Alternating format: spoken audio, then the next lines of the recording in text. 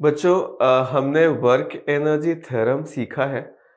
Potential energy सीखने से पहले एक और कॉन्सेप्ट जो हमें सीखना होता है that is called conservative forces. The concept of conservative forces, what type of forces are called conservative and what type of forces are called non conservative is very important to understand. ठीक है, तो सबसे पहले I must define कि what type of forces are called conservative forces. नाम ही इनका important है, conservative. इसका मतलब इन फोर्सेस में एक्चुअली एनर्जी कंजर्व्ड रहती है, दे डू नॉट, ठीक है, disturb the conservation of energy at mechanical level. Obviously मतलब टोटल मैकेनिकल एनर्जी इनके रहने पर कंजर्व्ड रहती है। ठीक है, वो फोर्सेस कैसे समझे जाते हैं? Let us understand that a force is said to be conservative if the work done by the force is independent of the path। ठीक है, क्या होना चाहिए कि work done by that force is independent of path and also depends only on initial and final positions। ध्यान देना, फिर से रिपीट करता हूं, वो फोर्सेस, ठीक है, जिनका वर्क डन पाथ पे डिपेंड नहीं करता, सिर्फ इनिशियल और फाइनल पोजीशन पर डिपेंड करता है, उसे हम क्या नाम देते हैं बेटा? Conservative force. तो 1 or 2 examples I will tell you. ठीक है, but first of all let us see one more statement, it does not depend on the nature of path. Nature of path पर भी डिपेंड नहीं करता। कहने का मतलब क्या हुआ? सपोज करो, ठीक है, थोड़ी देर में मैं ऐसा बोलूंगा कि gravitational force is also a conservative force. Okay, तो मैं बोलने तो वाला ही हूं, तो लेट मी कंसिडर इट। अगर एक बॉल यहां पर है बेटा and it is moving downward due to mg, ठीक है, तो अगर मैं उसको बिल्कुल स्ट्रेट लेके आऊं टू द ग्राउंड यहां पर, और एक बार मैं इस पाथ से लेके आऊं, ठीक है, 2 पाथ हो गए हमारे पास। हमने सीखा था वर्क डन बाय mg, यानी work done by gravitation is equal to क्या होता है? माइनस mg और डेल्टा h। हाइट में, वर्टिकल हाइट में ही डिफरेंस देखना है। तो यहाँ पे जो डिस्प्लेसमेंट है एक्चुअली पहले क्या थी? h थी, बाद में है फाइनल पोजीशन 0। जो डिस्प्लेसमेंट है वो क्या है? माइनस h की डिस्प्लेसमेंट है ना, because it is going downward. तो वो क्या आने वाला है? देखो, माइनस mg और माइनस h। ठीक है बेटा, वो क्या हो जाएगा? mgh। या डायरेक्टली भी सोच सकते थे कि जो mg का वर्क डन होता है किसी बॉडी पर, देखो, क्योंकि बेटा इस पे जो फोर्स लगेगा वो सिर्फ mg लगेगा डाउनवर्ड्स, तो उस पे सिर्फ वर्टिकल डिस्प्लेसमेंट का इफेक्ट आता है। हॉरिजॉन्टल डायरेक्शन में वो कितना मूव किया उससे कोई इफेक्ट नहीं आता। तो अगर आप उसको h हाइट ले जाते हो तो वर्क डन आएगा पॉजिटिव mg इंटू h। ठीक है, तो वो किसी भी पाथ से लाओ, स्ट्रेट पाथ से ले आओ, ऐसे ले आओ, या एक रैंडम पाथ से यहां तक लेके आओ, उससे कोई डिफरेंस क्रिएट नहीं होगा। तो इस तरह के फोर्सेस जिनका वर्क डन पाथ पर डिपेंड नहीं करता, उस तरह के फोर्सेस को हम कौन से फोर्सेस के नाम से जानते हैं? We call them conservative forces. Okay, the work done by these forces only depends on कि इनिशियल पोजीशन कहां पे थी और फाइनल पोजीशन कहां पे है, दैट इज ऑल। उनका वर्क डन बहुत इजी होता है कैलकुलेट करने में। इनिशियल पोजीशन पता कर लो, फाइनल पोजीशन पता कर लो, और एक प्रोसेस होगा जिससे आप वर्क डन निकाल लोगे। ठीक है, पाथ पर डिपेंड नहीं करेगा। कहने का मतलब, जैसे सपोज करो बेटा कि अगर आपके पास सिर्फ कंजर्वेटिव फोर्स है, कंजर्वेटिव फोर्स है जो एक्ट कर रहा है किसी मोशन के ड्यूरेशन में, तो वो जो फोर्स होगा उसकी वजह से जो वर्क डन होगा वो पाथ पे बिल्कुल डिपेंडेंट नहीं होगा। कहने का मतलब, सपोज करो बॉडी ए से बी पॉइंट तक जाती है थ्रू पाथ 1, और उस समय जो वर्क डन होता है बेटा वो कितना होता है, W1 होता है। ठीक है, अगर उसी बॉडी को मैं पाथ 2, ये ग्रीन वाले पाथ ऐसे घुमाते फिराते लेके आऊं, ऐसे बी पॉइंट पर ही लाऊं, और उस समय जो वर्क डन होता है बेटा, let us call this work done as W2। Also अगर कोई थर्ड पाथ भी ले लो, उससे वर्क डन जब कैलकुलेट करते हो, सपोज करो वो W3 आ जाता है, तो व्हाट यू विल ऑब्जर्व कि अगर only conservative forces were present, non conservative अगर थे भी तो वो वर्क नहीं कर रहे थे, अज्यूम करते हैं, only conservative forces are doing work, then work done in path 1, work done in path 2 and work done in path 3 will be same, will be equal। समझ आया? तो कंजर्वेटिव फोर्सेस हैं तो इसका मतलब वर्क डन सेम है in moving body from first position to the second position, path कुछ भी हो। ठीक है, this is very good thing about conservative forces. अब अगली बात हमें क्या करनी चाहिए कि भाई एग्जाम्पल्स कौन कौन से होंगे, किसी कौन कौन से फोर्सेस जो हैं जिनको हम कंजर्वेटिव फोर्सेस कंसिडर करते हैं बच्चों। तो there are mainly 3 forces in our course which we consider conservative forces. ठीक है, कोई फोर्थ फोर्स अगर आप you come across any fourth force, तो that force should be told, ठीक है, from the side of question या from the side of text कि ये कंजर्वेटिव है, तभी हम मानेंगे। अदरवाइज इन जनरल हम इन 3 फोर्सेस को कंजर्वेटिव मान करके चलते हैं, जिनके अभी मैं नाम लेने वाला हूं। देखो वो कौन कौन से फोर्सेस हैं। ग्रेविटेशनल फोर्स, वो कोई भी फोर्स हो, ग्रेविटेशन का मतलब अर्थ का हो सकता है या फिर वो जनरल फोर्स हो सकता है 2 बॉडीज के बीच में। जैसे मैंने बोला कि ग्रेविटेशनल फोर्स तो आपको याद होगा कि भाई अर्थ के सरफेस के पास अगर कोई भी बॉडी है तो उस पे एक फोर्स mg हम मान के चलते हैं कि वो उस पे एक्ट करेगा, है ना, near the surface of earth. But otherwise also ये तो एक फोर्स हो गया।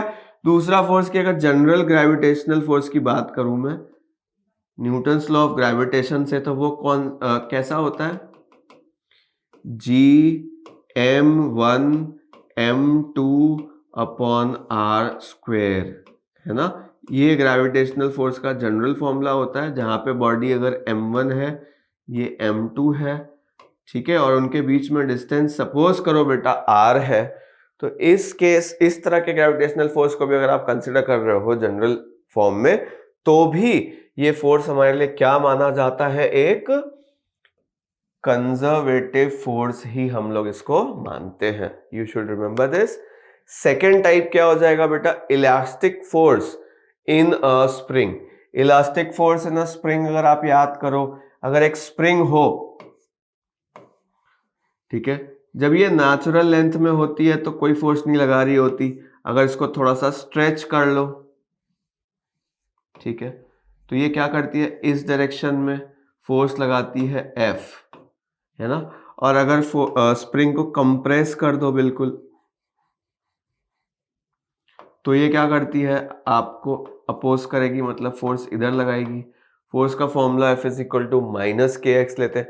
तो ये इलास्टिक स्प्रिंग वाला जो फोर्स होता है ना, इसका वर्क डन भी इनिशियल और फाइनल पोजीशन पर ही डिपेंड करता है। आप कितने स्लोली ले गए थे या जल्दी से ले गए हो, उस पर डिपेंड नहीं करेगा, ठीक है। पाथ पे भी डिपेंड नहीं करेगा। मान लो स्प्रिंग को मैं यहां से उठा के ऐसे ले जाऊं, ठीक है, सपोज करो एक्सटेंड करने के लिए मैंने क्या किया, स्प्रिंग के दूसरे एंड को ऐसे वर्टिकली डिस्प्लेस कर दिया, तो भी कोई फर्क नहीं पड़ता। स्प्रिंग में कितना एक्सटेंशन आया है उस पे बात डिपेंड करेगी, उसके सिवा किसी भी बात पर हम डिस्कशन नहीं करते वर्क डन निकालने के लिए, ठीक है। तो elastic force of a spring in a stretched और compressed spring is also conservative type, ठीक है। तो देखेंगे हम लोग थोड़ी देर में कि कंजर्वेटिव टाइप का होने का मतलब कैसे, क्या हुआ, वर्क डन कैसे निकालेंगे। बट अदरवाइज कंसिडर कि ग्रेविटेशनल फोर्स आपके सामने हो या इलास्टिक स्प्रिंग का जो फोर्स है वो आपके सामने हो, ये दोनों फोर्सेस ही आप क्या कंसिडर करोगे, कंजर्वेटिव। और थर्ड जो टाइप है वो है इलेक्ट्रोस्टैटिक फोर्स या कूलम्ब फोर्स के नाम से भी जानते हैं। इफ यू रिमेंबर कि अगर दो चार्जेस हैं, सपोज करो प्लस प्लस या प्लस माइनस या माइनस माइनस, तो वो एक दूसरे पे क्या लगाते हैं, इलेक्ट्रोस्टैटिक फोर्स लगाते हैं। कूलम्ब लॉ से पता चलता है वो फोर्स। आपको याद होगा कि अगर ये Q1 चार्ज है और ये Q2 चार्ज है तो इनके जो रिपल्सिव फोर्सेस होंगे, थोड़ी बहुत बातें अगर याद हो आपको तो आपको पता होगा कि लाइक चार्जेस रिपेल, है ना। अगर माइनस चार्ज इधर होता, माइनस चार्ज इधर होता, तो भी इनके बीच में क्या होता, रिपल्शन फोर्स होता बेटा, राइट। एंड अगर एक पॉजिटिव चार्ज एक नेगेटिव चार्ज है तो ऑब्वियसली एक दूसरे को क्या करते हैं, अट्रैक्ट करते हैं। But the magnitude of force is written as, कुछ याद होगा आपको अगर, तो F is equal to K Q1 Q2 upon R square. तो ये वाले जो फोर्सेस होते हैं इलेक्ट्रोस्टैटिक फोर्सेस, ये भी किस टाइप के हम कंसिडर करते हैं, कंजर्वेटिव फोर्सेस ही होते हैं। We should remember this. तो कौन कौन से तीन फोर्सेस होंगे कंजर्वेटिव फोर्सेस के नाम पे, gravitational force, elastic force of spring and electrostatic force. If these forces are present then the energy of the system, कौन सी energy, mechanical energy of the system remains conserved. तो वो हम देखेंगे कैसे कंजर्व करने का मतलब क्या हुआ। बट अदरवाइज रिमेंबर दिस कि अगर only these forces are present, these forces are working in a system, then conservation of energy is valid, energy remains conserved.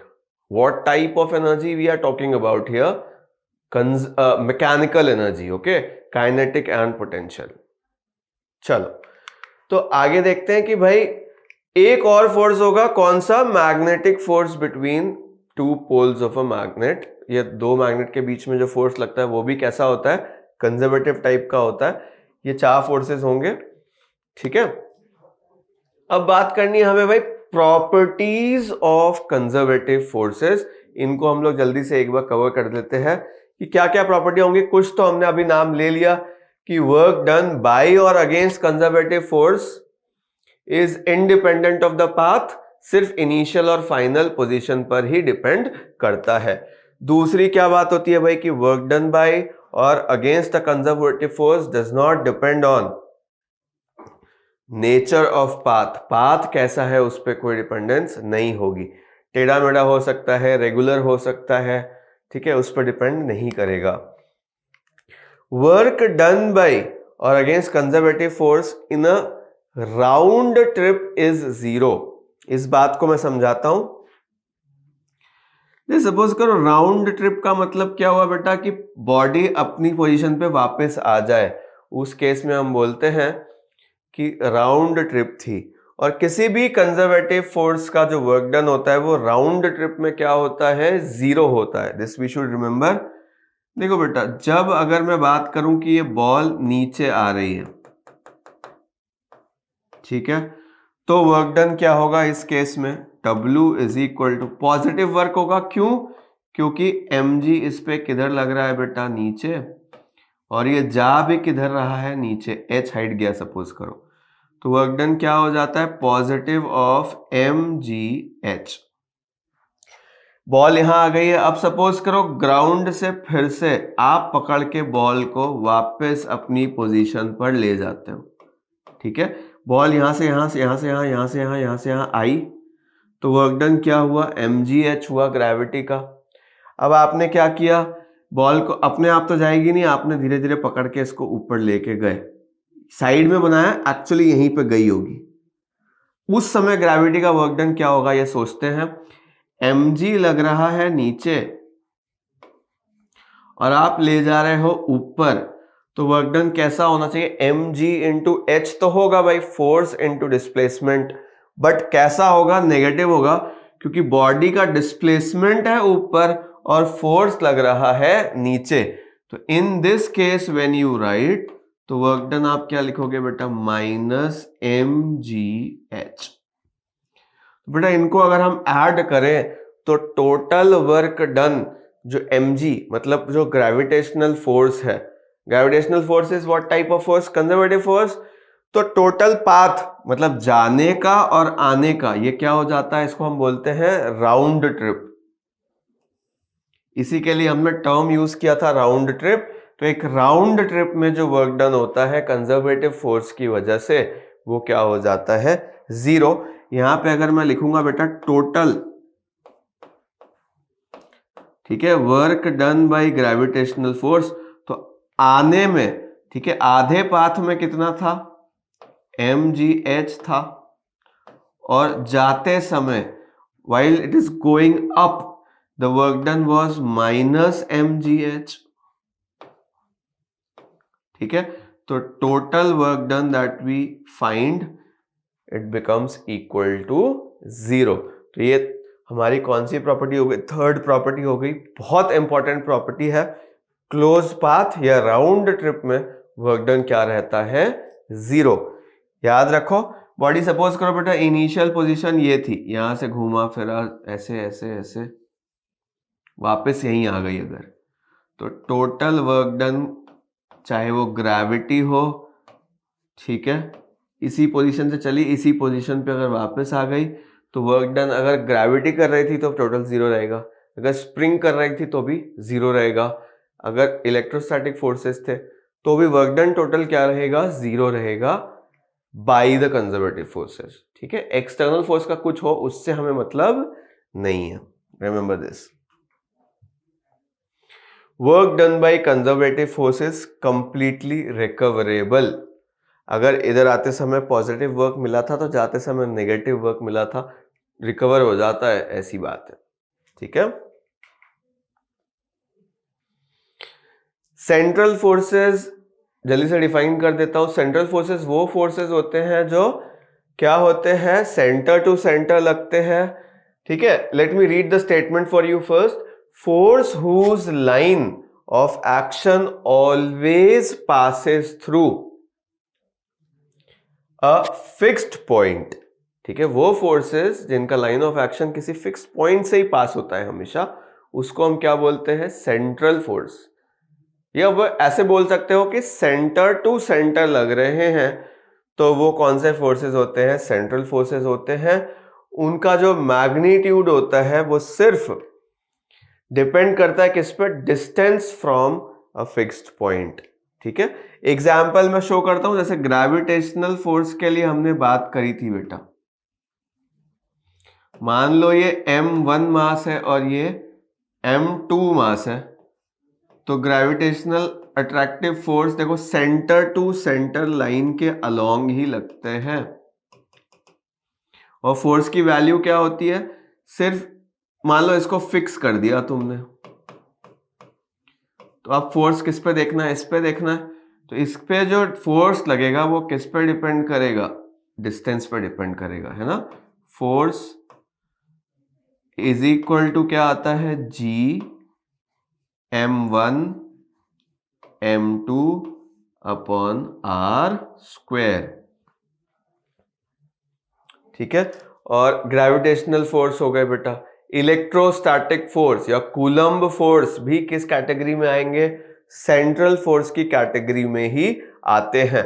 तो इसका नेक्स्ट पॉइंट पढ़ता हूं मैं आपके लिए। देखो क्या कहता है कि force is a function of distance from a fixed point only. ठीक है, फोर्स जो है वो किस पर डिपेंड करेगा? आर पे। आर मतलब distance from a fixed point. All forces following inverse square law are central forces. Inverse square law का मतलब क्या हुआ? वो फोर्सेस जिनका जो फॉर्मूला होता है वो इस टाइप का होता है। किस टाइप का भाई? कि कुछ constant divided by R square, है ना। फोर्सेस जो होंगे वो किसके प्रोपोर्शनल मिलेंगे हमेशा आपको? 1 अपॉन आर स्क्वायर के प्रोपोर्शनल, यानी इनवर्स ऑफ आर स्क्वायर के अगर प्रोपोर्शनल मिल रहा है तो हम उसको बोलते हैं कि ये फोर्सेस किसको फॉलो करते हैं बेटा?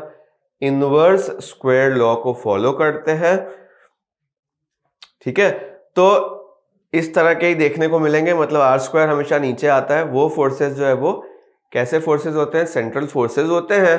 और उनके एग्जाम्पल क्या हो गए, ग्रेविटेशनल फोर्स मतलब जानते हो आप, और कूलम फोर्स मतलब electrostatic force between 2 point charges. इस तरह के फोर्सेस होंगे, उनको हम क्या नाम देते हैं, सेंट्रल फोर्सेस।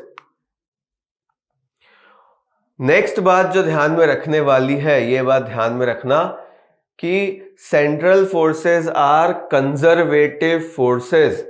कंजर्वेटिव फोर्सेस की कैटेगरी में ही आते हैं, तो ये भी बात वैलिड ही है, क्योंकि हम पहले ही बोल चुके हैं कि इलेक्ट्रोस्टैटिक फोर्स और ग्रेविटेशनल फोर्स कैसे फोर्सेस हैं, कंजर्वेटिव है। तो सेंट्रल के लिए भी ये बात वैलिड है कि ये कंजर्वेटिव फोर्सेस होंगे। These are functions of position only, है ना, डिस्टेंस पे डिपेंड करते हैं, और डिस्टेंस किस बात पे डिपेंड करती है, उनकी पोजीशन पे।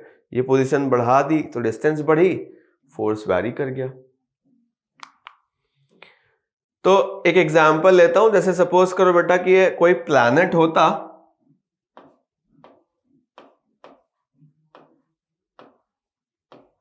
ठीक है, सेंटर में।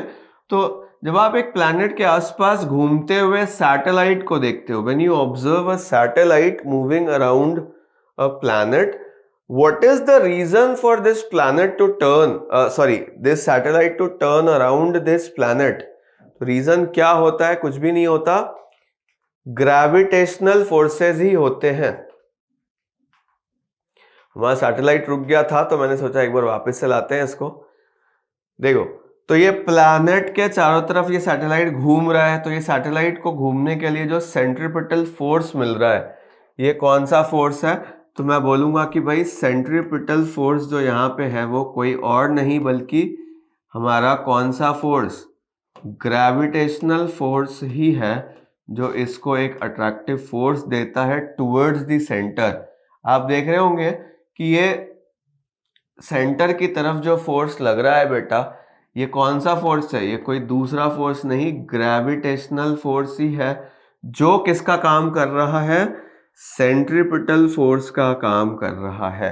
सपोज करो अगर यहाँ पे मैं बात करूं, तो mass of planet capital M और सैटेलाइट का मास स्मॉल एम ले लूं, तो जो सेंट्रीपिटल फोर्स होगा वो कितना होगा, G capital M small m upon R square, जहां पे ऑब्वियसली बेटा आर क्या हो जाएगा हमारे लिए, यहां पे बना देता हूं, R is actually the distance between the satellite and the planet. ठीक है, देखो जब इस सैटेलाइट को आप ऑब्जर्व करते हो तो किसी भी बॉडी को सर्कल में घूमने के लिए, सर्कुलर मोशन करने के लिए एक फोर्स चाहिए होता है टुवर्ड्स द सेंटर, और वो फोर्स कौन सा फोर्स कहला जाता है, सेंट्रीपिटल फोर्स। ठीक है, तो यहां पे सेंट्रीपिटल फोर्स का काम कौन कर रहा है बेटा, ग्रेविटेशनल फोर्स कर रहा है। ओके।